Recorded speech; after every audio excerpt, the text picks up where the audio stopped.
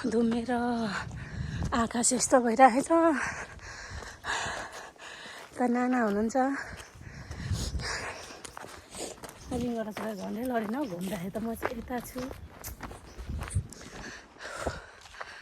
बाटो हाम्रो यस्तो छ, घर यता माथि एउटा मात्रै छ अनि यता खोटाङ जाने बाटो हो। यो चाहिँ उदयपुर बाटो, उता खोटाङको बाटो। कुकुरले आज मलाई के देखेर कराएको गर्छ कि खालि मेरो मोबाइल देखेर हो कि मलाई देखेर हो कि नानालाई देखेर हो कि केही बुझ्नु सक्दैन है गाइजहरू।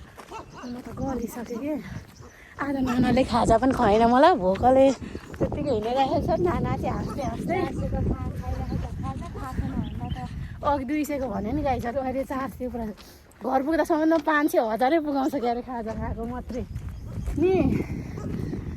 यस्तो पो हुन्छ है गाउँघरको हालत। उफ, यस्तो भइसक्यो खुट्टा।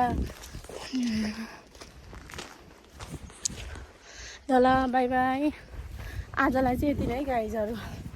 सकिनँ भ्लग बनाउनु। पहिलो ताली बनाएको, हल्का अप्ठ्यारो लाग्दो रहेछ, लाज पनि लाग्दो रहेछ।